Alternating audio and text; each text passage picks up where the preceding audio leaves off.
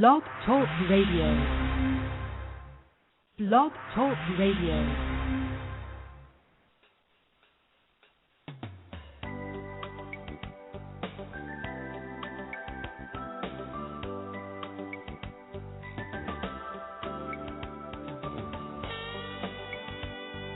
Hi, everyone, and welcome to a very special edition of Franchise Interviews, where for over 5 years we've been asking the frantrepreneurs one-on-one. I'm your host, Marty McDermott, and I'm the president of Franchise Interviews, and we have a great show today. We're meeting with Anna Phillips, the founder and president of the Lash Lounge. And the Lash Lounge, headquartered in Grapevine, Texas, currently operates 6 franchise and corporate locations throughout Texas. The company was founded in 2006 and is the first franchise concept of its kind, specializing in the art of semi-permanent eyelash extensions and permanent makeup. And that's coming right up on Franchise Interviews. So stick around because we got a great show.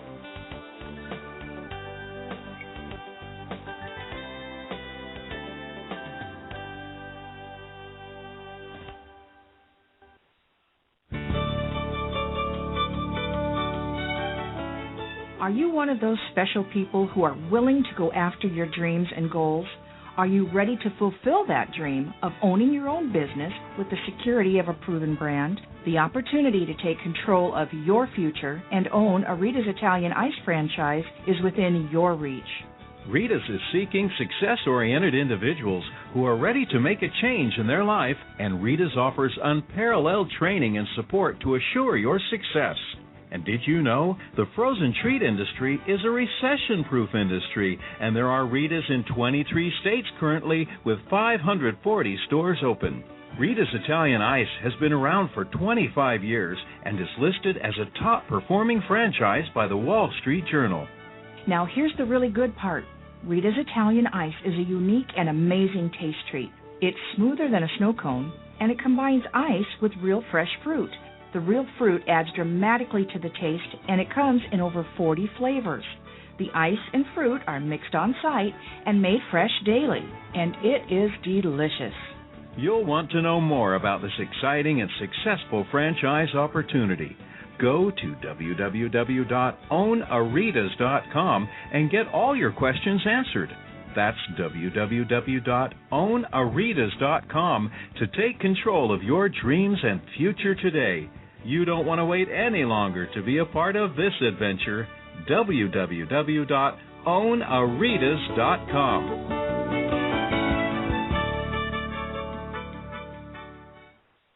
Franchisers, are you looking to reach aspiring entrepreneurs looking to buy a franchise?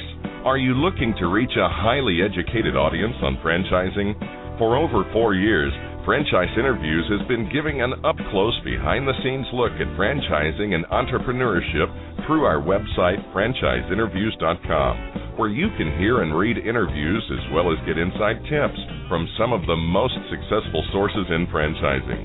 Check out our weekly franchise radio show, where each week you get to hear a new interview with franchisers, franchisees, franchise authors, franchise experts, and attorneys, and our podcast, Great Quotes in Franchising. Get 3 months of free advertising when you sign up for our 1-year package. For more information, go to franchiseinterviews.com or call us at 610-905-2919. That's 610-905-2919.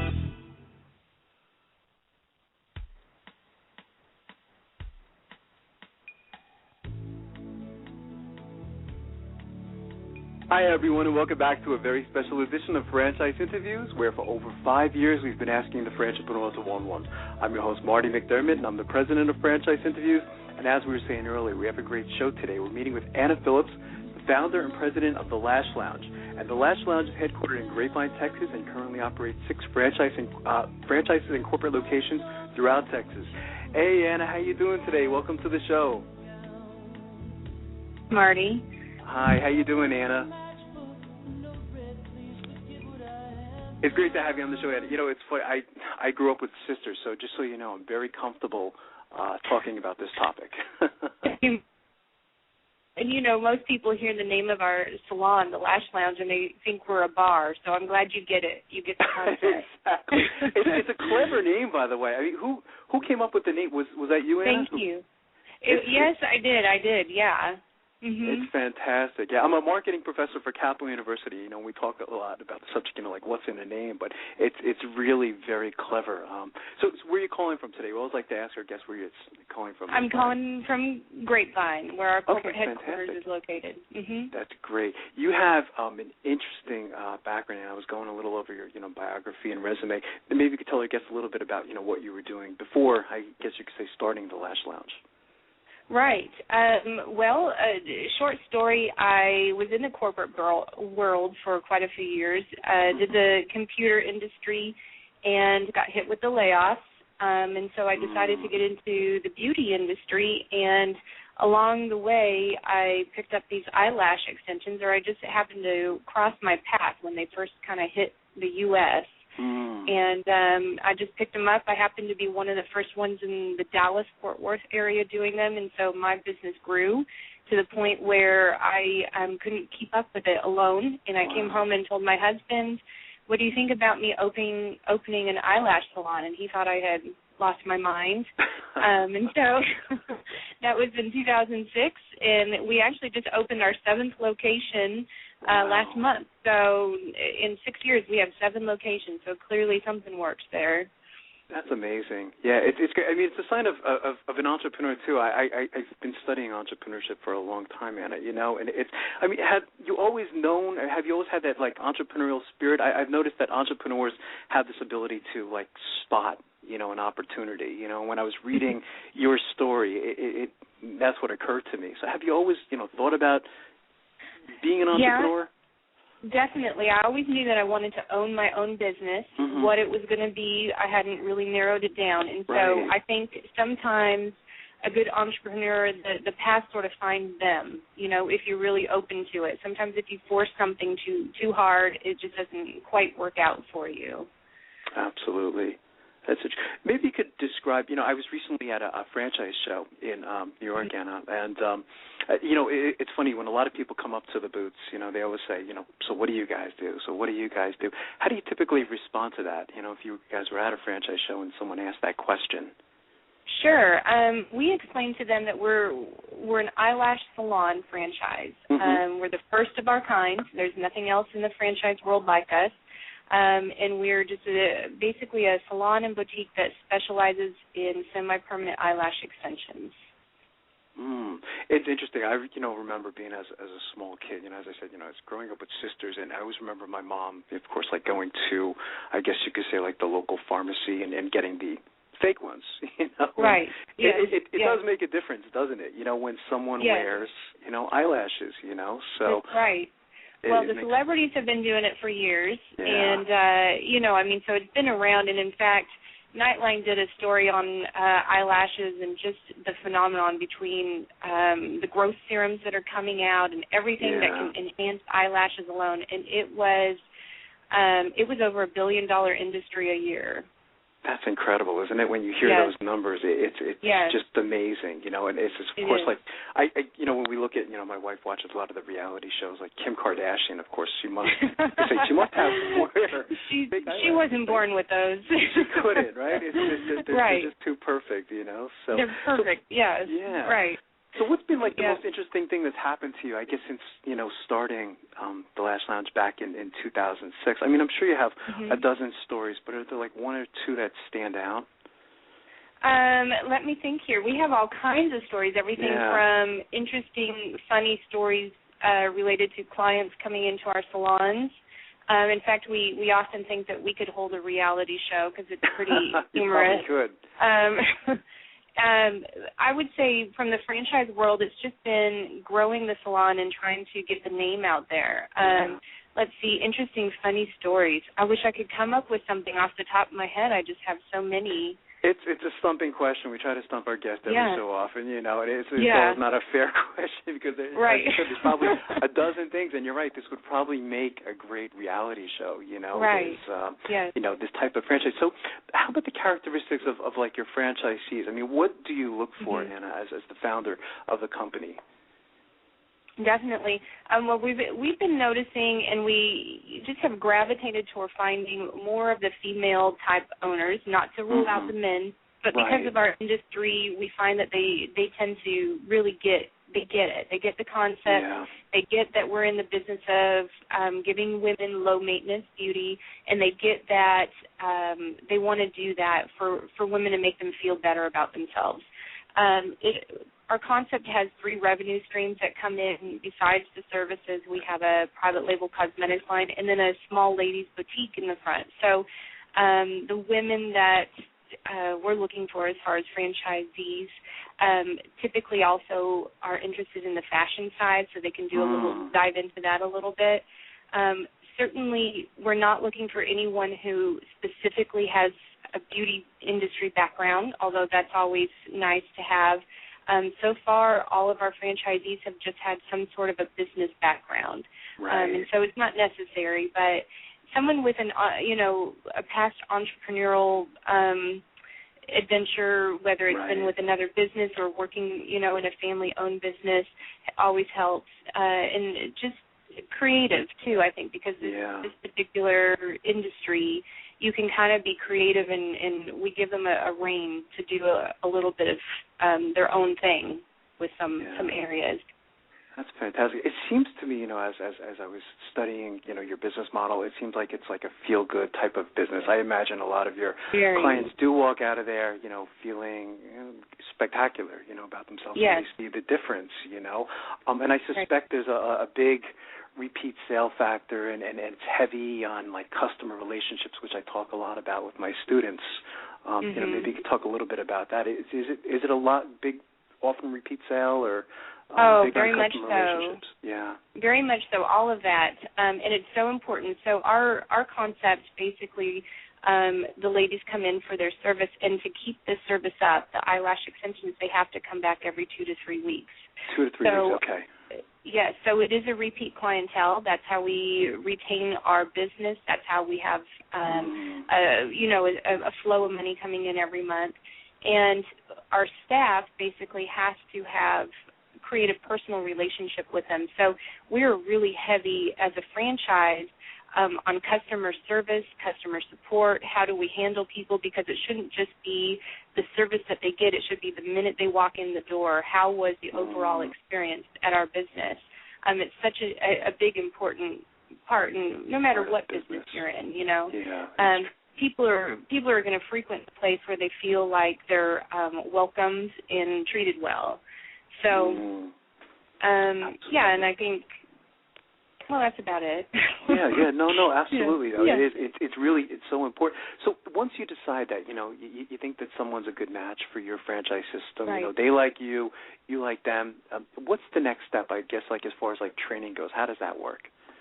Sure, yeah. We have so if they've made it through the awarding process of the franchise, they sign the contract, they start the process. We are a brick-and-mortar storefront, and so we do have to go through a round of finding them locations. We've got a variety of programs that we use to help narrow down the core customer demographic for them. And then once they start getting close to the build-out phase, we do have a week of training where they come to our corporate office and they go through the operations training. We have a POS and salon software combination system that they'll go through training, and then we go through training on how to train them to be trainers when they go and leave our corporate office. And we have, manuals, videos, everything, step by step. We do random calls to clients from the corporate office, not just for the corporate-owned salons, but for the other salons, just to get honest testimonies from customers. Right. So often people won't call in and tell you how their experience was unless they have a complaint. That's true. So absolutely. That's been really helpful. That's fantastic. And about the location, you mentioned a little bit about the location, like how much space is required to set up a lash lounge? And do you need to be like on a main strip? Do you like to be next to any other particular types of retailers, would you say? Yeah, what we've found works really well for us is to go into some sort of a upper to higher end shopping center, whether it's an urban shopping retail center. In Texas, we have a lot of outdoor shopping centers versus malls. I know other parts of the country it's malls based. Anywhere where there's a little bit higher end, because we are, let's face it, we're a service that you don't necessarily need, but it's similar to, I would say, nails is how we kind of equate it. Right. Back in the 80s when the nail salons came around, I'm sure people thought, go get your nails done every 2 weeks, are you kidding me? And so here we are paving the way, with the eyelashes. So upper end retail centers between 1,500 to 2,000 square feet is what is ideal. Okay, great. What advice would you give to, our listeners to our show, Anna? We call them like aspiring frantrepreneurs. They have this idea in their head that, they want to most likely go into franchising, and we find that, most of them just don't know where to begin. And, being an entrepreneur, what would you say to them? Right. I would say what I would definitely do if I was in their shoes is try to narrow down the type of franchise that suits your personality, and then start really, and maybe narrow it down to 5 to 10 that you feel like you would really be passionate about. Because if it's going to be your business and you're going to be living there, so to speak, you want to love going to work. You don't want to go, I wouldn't do well at a tire and gas type place, Right. So narrow it down and then do a really thoughtful business plan based on just the hypothetical franchise, so that you know what you're looking for. You really can start matching up your needs with the goals of the company, and then kind of go from there. Interesting. What about like a typical day? I guess from the time you get in the morning till, I guess you say like the time to go home at the end of the day and everything in between, how would you describe a typical day, if there is such a thing anyway, as a franchisee? For a franchisee in our system, a typical day would be anything from going and picking up supplies for the shop, coming in, checking on the schedules, making sure everybody is at their stations and ready to go, making sure the shop looks clean, making sure the overall operations and the end-of-day reports, the Z-out reports are all running smoothly and balanced. It's pretty, every day's a little bit different. Sometimes it is handling customer issues, and then sometimes it's actually shopping for the boutique clothes. So it can be, a variety of things.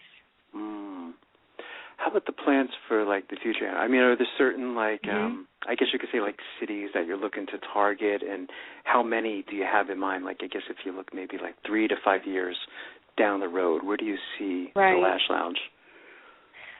3 to 5 years, we'd like to have between 25 to 50 locations open. We have 7 right now in Texas. 2 of our franchisees are already looking into opening up their second locations. They've done so well. And so we're really trying to target the major cities right now and then branch out from there, mostly kind of the fashion and beauty hubs. So we're looking at Chicago, New York, L.A. area, Miami, and then start kind of branching out from there. Typically in the franchise world, I'm a new franchisor, and talking to some other franchisors who've been around for a long time, they say the first 10 to 15 are your hardest franchisees to get, and they're the most important to make sure they're doing well. As once you get them up and running, it starts multiplying a lot faster. Yeah, it's true. We've heard that a lot on the show, actually. It's been a common theme over the last 6 years, so it's fantastic. What's the best way for our listeners to get more information on becoming a franchisee and all the other different services that you provide, Anna? Any websites they should go to, any numbers that they should call? Absolutely. We have a website, and that is www.thelashlounge.com. There's a franchising link at the very top, and that pretty much will walk you through any frequently asked questions or just getting the ball rolling just to get some more information. We also have a corporate office phone number that anybody can call as well and speak to our business development manager, and that number is area code 817-442-LASH, LASH. That's fantastic. And I want to thank you again for coming on the show, Anna. I think you guys have a great opportunity. I think this industry is fascinating. I know it's definitely large, and it seems like it's going to keep getting bigger and bigger, So I would really like to invite you back onto our show in 2013 as you continue to grow, and we're going to keep watching you. I would love it. Thank you so much. Thanks so much, Anna. You have a great day today. We'll be right back with more franchise interviews.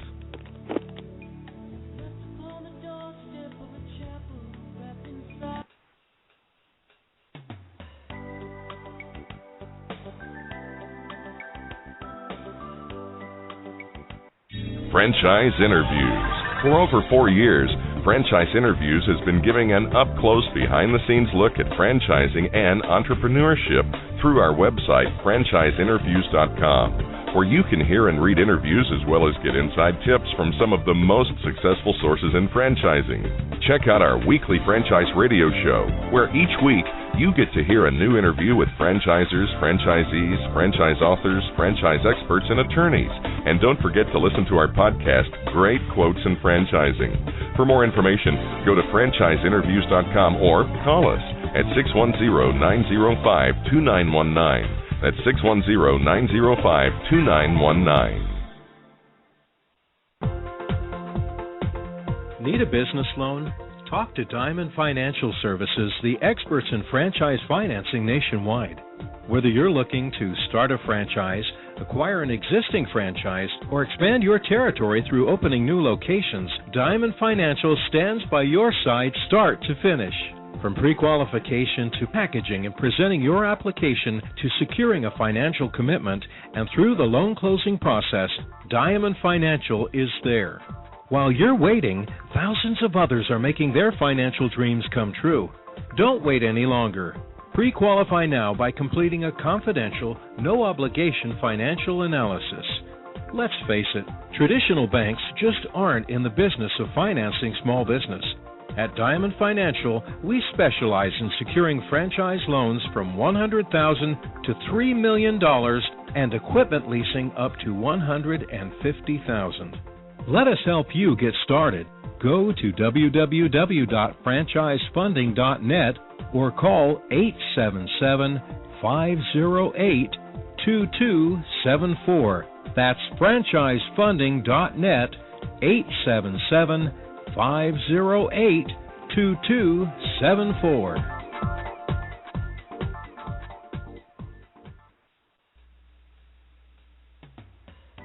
Hi, everyone, and welcome to another edition of Great Quotes in Franchising, where each podcast you get to hear a great quote in franchising.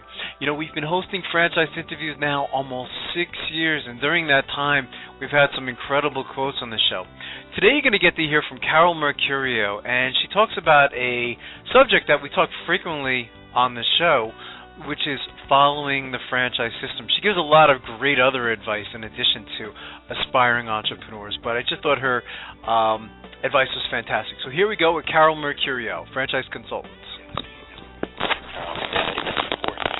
It is, because success means different things to different people. Right. You know, there are people that could be very happy making $40,000, $50,000 a year, and there's others that would just never tolerate that. So you have to pick the right opportunity. It's going to meet not just your personal goals, but your income potential as well.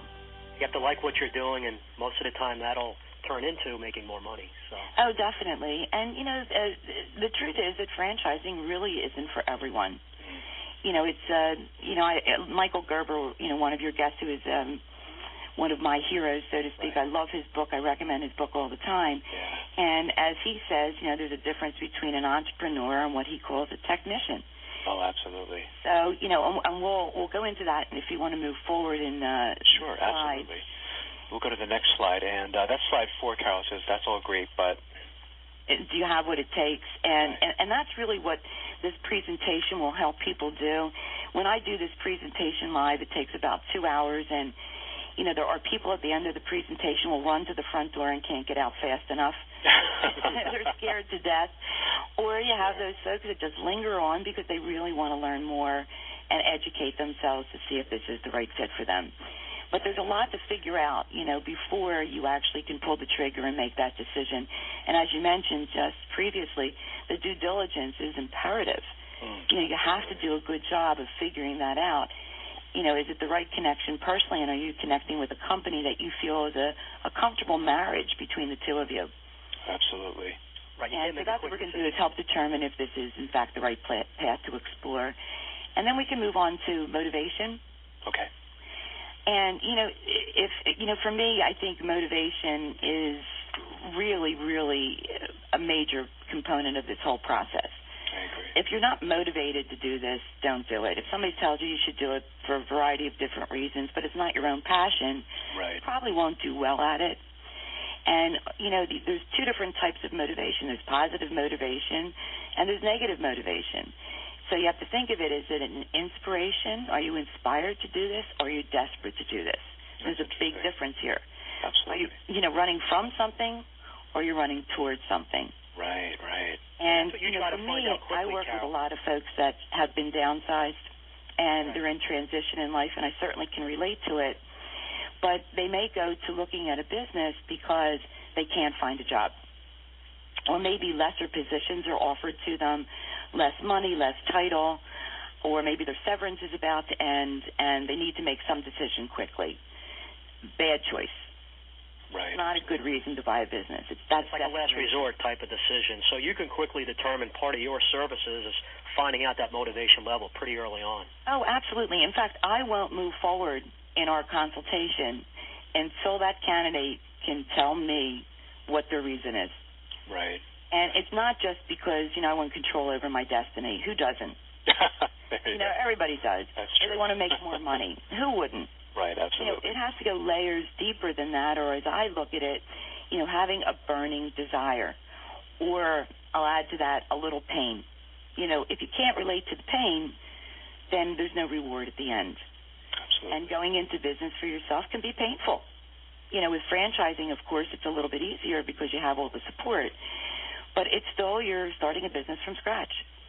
That's and you what have Marty to and I really always want talk it. about. Right. I'm sorry? Right. We always talk about that. That there's no guarantee of success, but if you follow the system, work hard, look at the stats we just went over. I mean, the failure rate's so low, and then with getting the right match, consultation from someone like yourself, and you should be okay. Well, and it's true, and the systems that are in place with franchising are the major reasons why people gravitate to franchising. But if you're not the personality to follow a system, and you're more of that entrepreneur, as Michael Gerber would say, the best way to describe it is you can't paint the golden arches green. Right. It just won't work. Absolutely. Either you follow the system and you'll be successful or not. But most importantly, there has to be a motivation. And everyone's motivation is different. The way I help people see things is if you look down the road, say the next 3-5 years from today, how do you see your life being different, if at all? Right. What do you want to accomplish? And for some people, it might be doing things that they've just missed doing, like having the freedom to play golf, or having the money to buy a boat and taking their family on it and being with their family and having that quality time that they just don't have in their current world. That's interesting. So you consider that positive motivation because that's the whole big picture of success in business, working hard, and then having all that personal stuff on the side. Oh, yeah. What's the end result look like? What is it that you want to accomplish by being in business for yourself? I mean, what is your burning desire? Where is the pain now? I mean, if you look at your current situation today, I'll have people that I'm working with that are making, well over six-figure incomes, and they... Thanks, everyone, for listening.